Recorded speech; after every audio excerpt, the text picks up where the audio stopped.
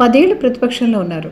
ఎన్నో అవమానాలు ఎదుర్కొన్నారు. కష్ట నష్టాలు ఓర్చుకున్నారు. పార్టీ కోసం ఆస్తులు కూడా పోగొట్టుకున్నారు. ఈసారి ఎలాగైనా పార్టీ అధికారంలోకి రావాలని, చంద్రబాబు నాయుడు ముఖ్యమంత్రి కావాలని కంకణం కట్టుకుని పనిచేశారు. చివరికి అనుకున్నది సాధించారు. 10 ఏళ్లు ప్రతిపక్షంలో ఉండి 2014లో తెలుగుదేశం అధికారంలోకి వచ్చిందంటే అది కార్యకర్తల కృషే. ఈ మాట ముఖ్యమంత్రి చంద్రబాబే అనేక సార్లు గర్వంగా చెప్పారు. అయితే ఆ కార్యకర్తలే తీవ్ర మనోవేదనకు గురవుతున్నారు. 10 ఏళ్లు ఎవరితోనైతే పోరాడారో, ఎవరినైతే ఎదురొడ్డి నిలబడ్డారో వాళ్ళనే అధిష్టానం పార్టీలోకి చేర్చుకుని పెద్దపీట వేస్తుండడాన్ని కార్యకర్తలు జీర్ణించుకోలేకపోతున్నారు. 10 ఏళ్లుగా ఎవరైతే తమను ఇబ్బందులకు గురిచేశారో వాళ్లే చివరికి పార్టీలో చేరి తమపై పెత్తనం చేయడాన్ని తట్టుకోలేకపోతున్నారు. పదవులు ఇవ్వకపోయినా పర్వాలేదు, కానీ ఒకప్పుడు ఎవరితోనైతే పోరాడామో వాళ్ళనే పార్టీలో చేర్చుకుంటే ఎలా అంటూ ప్రశ్నిస్తున్నారు. వాళ్ళని పార్టీలో చేర్చుకునేటప్పుడు కనీసం తమ అభిప్రాయాలను తీసుకోవడం లేదని, వలస నేతలతో పార్టీ బలం పెరుగుతుందని భ్రమపడుతున్నారని, కానీ క్షేత్రస్థాయిలో పరిస్థితి భిన్నంగా ఉందని ద్వితీయ శ్రేణి నాయకులు అంటున్నారు.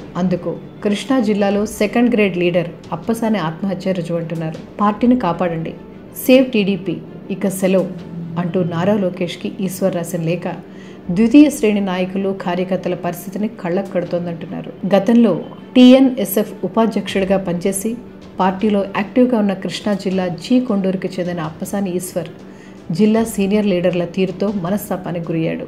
10 ఏళ్ల పాటు తమను ఇబ్బందులకు గురి చేసిన వారిని పార్టీలో చేర్చుకునే ముందు కనీసం తమ అభిప్రాయాలు తీసుకోలేదని, సీనియర్లకు చెప్పినా పట్టించుకోలేదని ఆవేదనకు గురైన ఈశ్వర్ ఉరివేసుకుని ఆత్మహత్య చేసుకున్నాడు. అంతేకాదు, చనిపోయే ముందు టీడీపీ జాతీయ ప్రధాన కార్యదర్శి నారా లోకేష్కు ఓ లెటర్ రాసి దాన్ని ఫేస్బుక్లో పోస్ట్ చేశాడు. 10 ఏళ్లు తమను వేధించిన వాళ్ళని పార్టీలో చేర్చుకోవడం ద్వారా తనకు, తన తల్లిదండ్రులకు జరిగిన అన్యాయాలను, అవమానాలని వివరించాడు.